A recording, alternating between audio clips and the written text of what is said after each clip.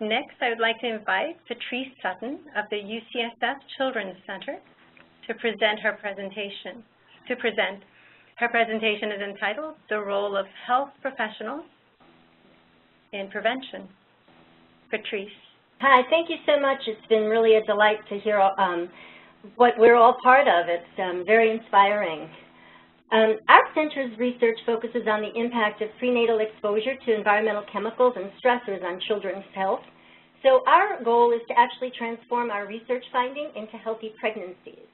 And our community isn't defined by geography, but rather we seek to build a constituency for children's environmental health among professionals that care for women of childbearing age. So reproductive health care providers can be extremely effective in ensuring children's health.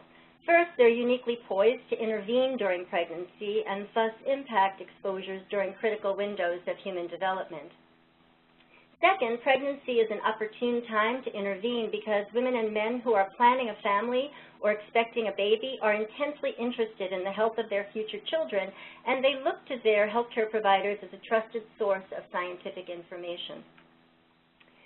Finally, healthcare professionals can contribute an authoritative and evidence-based voice for improved environmental health policy. And this is really a very key part of our work because many environmental exposures are really not actionable by individuals, such as air and water pollution, and prevention really requires policy action. So collaboration, which has been a theme throughout these talks so far, has also been an essential part of our work in building a constituency for environmental health among reproductive and other health professionals. We formed the From Advancing Science to Ensuring Prevention Alliance in 2008. And as you can see from the organizations listed on this slide, FASTEP is a diverse alliance of clinicians, health educators, scientists, and child and environmental health advocates who span the fields of reproductive, environmental, occupational, and pediatric health and toxicology. Our Food Matters project is really exemplary of our approach.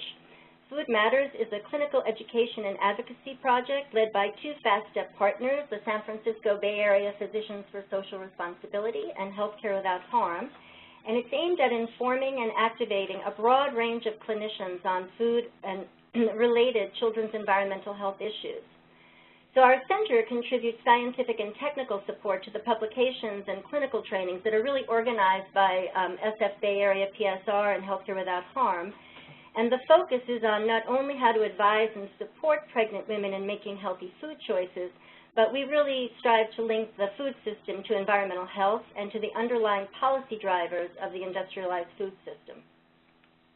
We've built a strong working relationship with the American Congress of Obstetricians and Gynecologists, or ACOG, which is the nation's leading group of health professionals providing care for women of reproductive age, and they have over 52,000 active physician members. So in collaboration with ACOG, we conducted a nationwide survey of the knowledge, attitudes, and practices of obstetricians across the U.S. regarding environmental exposures, because really there was no baseline, there were no empirical evidence for all the things that we perhaps thought might be needed. So we had responses from over 2,500 practicing obstetricians from across all 50 states. And then locally in the San Francisco Bay Area, we conducted 3 focus groups of practicing obstetricians, although we don't think those are necessarily representative of the whole U.S. We did find now across the U.S. that the majority of practicing obstetricians felt they did have a role in reducing patient exposure to environmental chemicals. But at the same time, less than a quarter of the obstetricians reported that they take an environmental health history almost all of the time. So there's this gap here. So what do obstetricians ask their patients about? Well, virtually 100% of the time, they ask about smoking, alcohol consumption, and diet.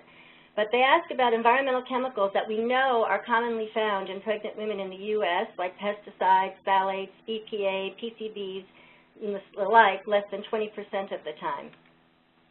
And this slide exemplifies some of the challenges expressed by the obstetricians in our focus groups. So it's like the Coke or the BPA dilemma.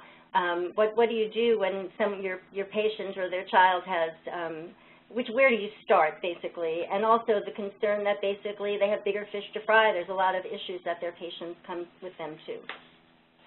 Another challenge that the obstetricians expressed in our research was their real lack of capacity to respond to their patients' questions. It was kind of like they felt like they'd be opening up Pandora's box to take an environmental health history. So much of our effort is really focused on building health professional knowledge and capacity. Our survey data documented that reproductive health professionals receive little or no training in environmental health.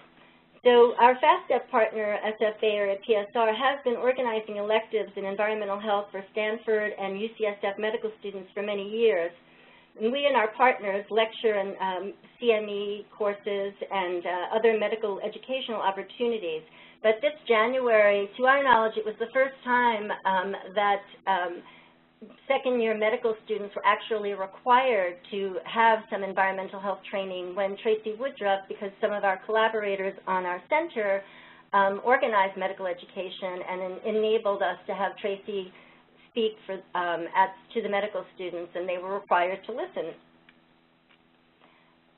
Another effort that we have in terms of advancing medical education and their knowledge and capacity to deal with environmental health, we've published and disseminated 4 peer-reviewed articles, 5 textbook chapters, and a white paper, basically targeted, all of these materials are targeted to OBGYNs, and where it translates the environmental health science into clinical guidance and policy recommendations. We also co-created and disseminated with our Fast Step partners comprehensive science-based patient centers. It's these All That Matters brochures. Toxic Matters, which is the one on top, is also part now of the electronic medical records at UCSF. And all of these resources and many, many more we do a lot of outreach with our web.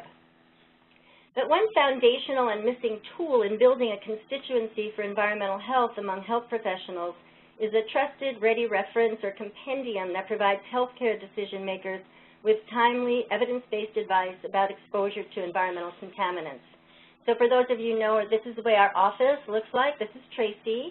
75% of the practicing obstetricians who responded to our survey said that ACOG is who they would trust for information on environmental exposures, and 89% said that ACOG guidelines would be the most helpful for gaining information about environmental health. So the bottom line was basically that for clinicians to take a leap into environmental health, they want ACOG to be with them.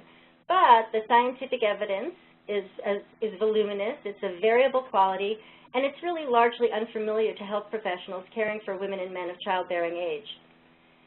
Also, the methods that are used to synthesize the science in clinical medicine are really not seamlessly transferable to environmental health. One of the challenges is portrayed in this cartoon is that clinicians really do lack confidence in non-human streams of evidence, which of course is really essential to environmental health decision making. So to address this unmet need, beginning in 2009, we formed a collaboration with 22 clinical and environmental health scientists, and you can see from the photo now in March 2013, this has grown to over 60 collaborators, to develop and implement a methodology called the Navigation Guide, which basically synthesizes the science to make it actionable by decision makers in clinical and policy spheres. And the methodology draws on best practices in environmental health and evidence-based medicine. And these are our collaborators on the first case study of to demonstrate proof of principle of the Navigation Guide at Johns Hopkins and at US EPA, as well as collaborators here at UCSF. We're looking at the developmental impact of PFOA on fetal growth. Our approach to communicating evidence-based recommendations for preventing exposure to environmental chemicals, as I mentioned from the very start, is really focused not only on individual action, but action at the policy level. And a watershed in linking the voice of reproductive health professionals to environmental health policy occurred in 2010 when ACOG first lent its voice to improved environmental health policy, which was related to the re-registration of chlorpyrifos that EPA was undertaking at that point. And to this end, similarly, last September, representatives from federal agencies, professional, medical, and nursing organizations, including ACOG, pediatricians, obstetricians, occupational medicine physicians, policymakers, and academics all met to basically put the pieces of the puzzle together to make this seamless relationship between obstetrics and pediatrics, because of course that's the relationship that reflects really the science. And the meeting, which was sponsored and funded by US EPA, was called the Strategic Planning for Reproductive Environmental Health. And it was, in addition to us, sponsored by the Pediatric Environmental Health Specialty Units, which has been a very close collaborator with our work, the Consortium for Reproductive Environmental Health in Minority Communities, based out of Chicago.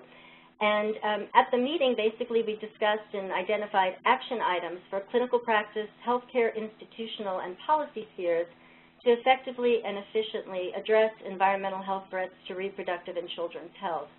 And the meeting launched, as you can see from the title here, a partnership, a strategic partnership that's called the Reproductive and Children's Environmental Health Working Group, which will be able to carry a lot of the recommendations that came out of the meeting forward.